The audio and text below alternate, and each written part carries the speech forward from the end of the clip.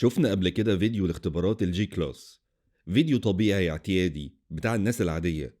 إنما الفيديو اللي هنشوفه النهاردة فيديو غير عادي لاختبارات غرضها الوحيد تحطيم الجي كلاس.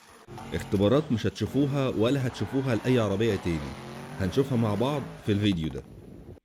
أول اختبار هنشوفه لاختبار قدرة العربية في الصحراء. طبعا احنا عارفين ان العربية قدراتها عالية جدا، ومن الاختبارات اللي شفناها قبل كده كان واضح ده جدا. انما ان انت تختبر العربية بسرعة عالية في ارض صحراوية غير ممهدة، دي حاجة مش سهلة ابدا. عشان كده زي ما احنا شايفين العربية بتتنطط من الفرحة.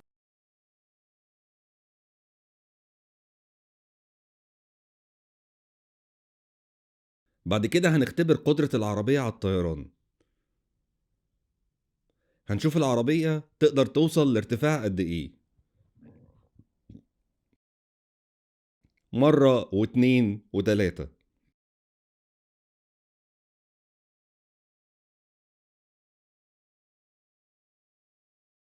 وزي ما احنا شايفين من قوة الصدمة العربية ابتدت تتكسر. بعد كده اختبار مش شايف هدف منه غير قدرة العربية على تحمل الصدمات الأمامية. بيخش بيها في شوية كاوتش محطوط، والخساير الفانوس اتكسر والعلامة بتاعت مرسيدس وقعت. وبعد كده اختبار غريب جدا مش شايف منه هدف غير ان احنا نقدر نقول على قوة تماسك الطلاق بتاع العربية مثلا.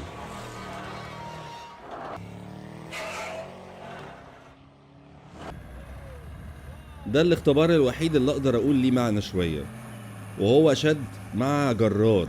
يعني في العادي العربيات بتشد مع عربيات زيها، بس هم قرروا المرة دي يشدوا مع جرار.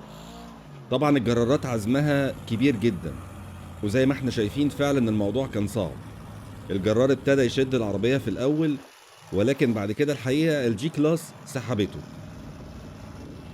ونقدر نقول كده ان هي لحسته الأسفلت.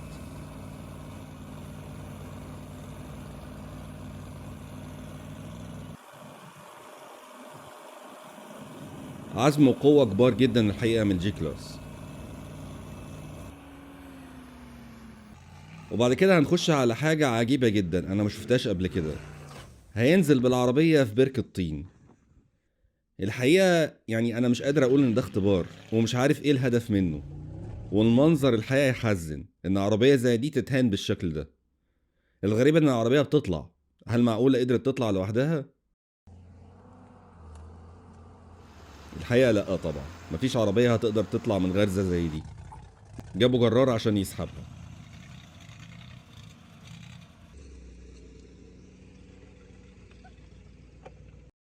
ودي حالة العربية بعد ما طلعت من الطين. منظر يحزن الحقيقة. ما نيجي نبص بقى على الموتور من جوه هنلاقي الموتور ابتدى يدخن. طبعا كتر خيرها أساسا. الشكمان بيجيب دخان. طبعا الاكسدام اتفعص وبقى كله طين وشجر وحاجات كتير كده، والمية دخلت جوه الموتور.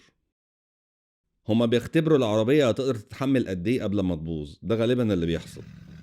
ولكن الغريب العربية بعد ده كله قادرة تمشي، وده الصراحة يحسب ليها بشكل كبير. هيودوها بقى الجراج عشان تتصلح، ولازم ننزلها من على الونش بالشكل العنيف ده، مش عارف ليه.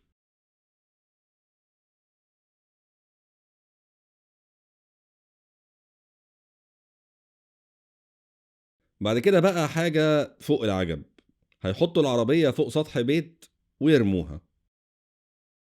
برضو مش عارف ايه الهدف من الكلام ده غير ان احنا ممكن نقول مثلا تحمل الهيكل بتاع العربية. مش عارف. الحقيقة حاسس ان صاحب العربية دي يعني في طار بينه وبينها، لانهم حتى بيحاولوا يرفعوها ووقعت تاني. الحقيقة مع ان العربية تعتبر يعني اتأثرت بشكل كبير، ولكن قادرة تحافظ على نفسها برضو. هيكل العربية من بره الى حد كبير زي ما هو، بس العربية الحقيقة لحد هنا وقالت كفاية، انا مش قادرة. وما قدرتش تدور تاني، ودخلوها الجراج بالزق. يا ترى انت لو عندك عربية زي دي، هل ممكن في يوم من الايام تفكر تعمل فيها اي اختبار من الاختبارات دي ولا لا؟